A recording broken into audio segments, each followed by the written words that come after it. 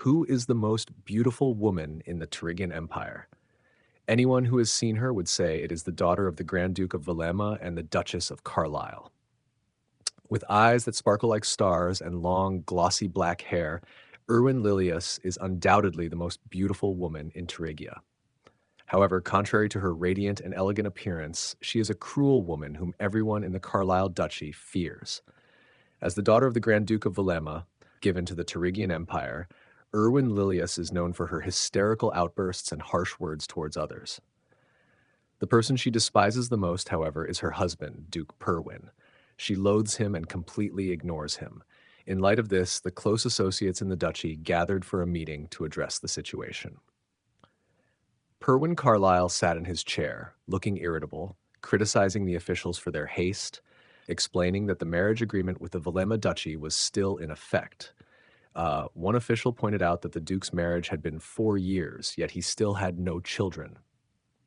Perwin, clearly annoyed, retorted that they should ask Erwin about that, not him, and that he was also a victim. The room suddenly felt eerie, as if the Duchess herself were watching them with her haunting eyes. One official, unable to contain his frustration, banged the table, stood up, and declared that no one could endure the Duchess's strange behavior any longer. They would petition the emperor to allow the Duke to remarry someone else, confident that the emperor would agree despite the potential diplomatic faux pas. Perwin responded that the marriage contract had only 1 year left, and he did not want to break it for just 1 year. The officials argued that having an heir was crucial and needed to be planned early. In the Carlisle family lineage, every generation had children before the age of 25, and Perwin Carlisle had just turned 25. Perwin, irritated, said his father had him at 40, and he was confident in his own fertility. The official, taken aback, could only stammer. Perwin, now furious, shouted at them to leave and stop repeating the same thing, as it was not the right time to discuss it. The officials, disappointed that the conversation with Duke Perwin went nowhere, left with heavy hearts. The next day, they unexpectedly received news that Duchess Erwin wanted to meet them. They whispered among themselves about her intentions. Surely she wanted to order them to raise taxes and plunder the duchy's wealth for Valema, as she had done many times before. They couldn't understand why the Duke tolerated her. The Duchess, with a regal stance, awaited them in the tea room by the garden. One official decided to ask her why she wanted to meet them.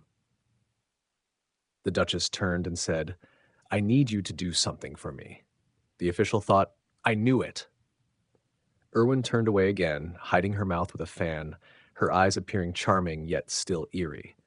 She declared that from now on she would cease sending wealth to the Valema Duchy. She placed her beautiful hand on her half-exposed chest, very alluring, and said that the people of the duchy would no longer be plundered. Speaking as if from the heart, where her hand rested, she expressed that she had done foolish things out of duty to her parents and hoped the people would forgive her. The officials unanimously shouted that they would obey the Duchess's orders. However, they were still bewildered, wondering why she had changed so suddenly. But regardless of the reason, they were all delighted that the duchy's people would suffer less from now on. They left to carry out her orders immediately.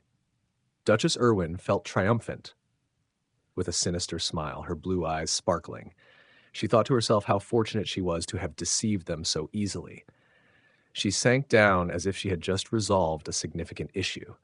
Her eyes closed dreamily, her wide-necked dress revealing an impeccable bosom. Suddenly she opened her eyes wide, her blue eyes sparkling like stars and full of mystery. I must quickly deal with the consequences of Erwin's foolish actions, she thought, as only then could she escape her predetermined fate and continue living. An old book titled Perwin and Stella appeared, undoubtedly containing something crucial that greatly affected the Duchess. Let's go back in time, or perhaps to the present, in a convenience store where a girl seems engrossed in reading an old storybook, the book titled Perwin and Stella. "Could you please ring this up for me?" an irritated customer said, noticing the salesgirl was too absorbed in her book to do her job. The girl, startled, quickly closed the book and attended to the customer. "Not long ago, I was just a part-time shop assistant dreaming of becoming a famous singer." From this, we can imagine who she is. She worked late every day, apparently working very hard and diligently. There were times when she was exhausted and even had to go to the hospital. But today, something different, very different, had changed her life. She awoke abruptly and was surprised to find her surroundings unfamiliar. A bare, muscular arm, platinum blonde hair, a tall, slim yet masculine figure. The girl realized that a strange man was sleeping beside her bed. She recalled vividly that she had just returned from her part-time job, so why was she sleeping in this bed? Who was this man? What was happening? Countless questions swirled in her head. She calmed herself, lay down, closed her eyes, and pretended to sleep, all while trying to understand what was happening. The man gently pulled down the blanket. She trembled, praying he wouldn't touch her. "Please, I just hope you wake up," the stranger whispered, looking forlorn. She wished he would leave so she could investigate. Suddenly, he leaned down and planted a kiss on her lips. At that moment, she couldn't bear it any longer. He had just woken up, hadn't brushed his teeth, and his breath smelled, as did hers. She opened her eyes wide. Normally, he would have received a mighty slap for stealing her first kiss, but strangely, she just stared at him, and he stared back in shock.